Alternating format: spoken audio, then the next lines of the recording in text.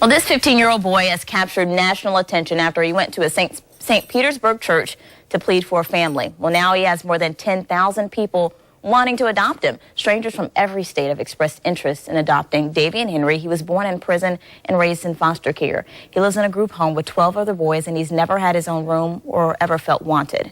Hundreds of kids in Florida are waiting, just like Davian, to be adopted, and there are 62 children right here in Northeast Florida that are waiting. But what's the process, and is it even difficult to adopt? November is National Adoption Month, and here to shed some light on this process is Bob Rooks. He's the director of Florida's Adoption Information Center. It's a statewide service. It's been operated right here in Jacksonville by Daniel since 1994. So thank you so much for joining us. Good morning. Thank you. It's hard not to, feel when you hear his story, but there's so many young people who have that same story, especially here in our area. Right. And the difference is that they haven't seen the other 45, 15-year-olds that we have right now, and all of them are Davians. Mm-hmm. They're neat kids that need to be adopted. And it's a doable thing. Now, I must add that here in Northeast Florida, we're #1 in the state. We have done more adoptions, almost 300 last year. And that's due to the good work of Family Support Services, certainly Judge Gooding, and good agencies like Daniel. Well, I want to ask you, is it a hard process if someone's thinking about, hey, I want to adopt, what do I have to go through? It's not. I know a lot of people think that it's, really expensive, like $20,000, $30,000, or they have to go overseas. But no, they can do that right here in Florida. Costs little to no money. Process-wise, it's simple, is that there's really, we say 9 steps, but it's really one of those steps is calling 896 adopt to get started.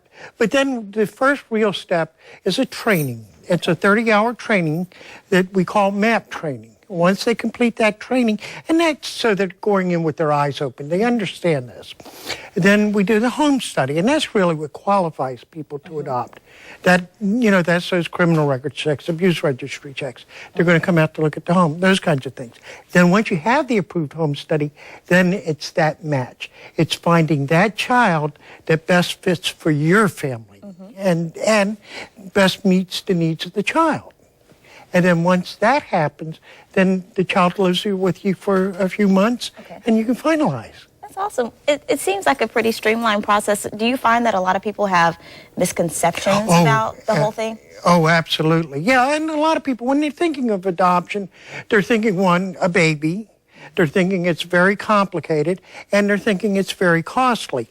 None of those are true. Is that, one, most of the kids that we need families for are school age. But that's a good thing, because they're coming in with a history. Yeah. You know about that child. And the rule is, if everything that we know about that child, we tell that family. No secrets. Gotcha. So once they're qualified. And then cost, little to no cost, which is a surprise for a lot of people. And not only isn't there a cost, we even provide adoption assistance for most of those children, including college tuition. Wow. Hello. Hey. I know a lot of parents think about that's a big thing. Exactly. And so, because you're not starting with the baby, you're starting, you're bringing a child in that's a little bit older, then, it's I appreciate you joining us and giving us all the information. If you'd like more information about how you could adopt a child, you can go to danielkids.org or check out our website. It's newsforjax.com. Thank you again for joining us. Thank you. Well, pushing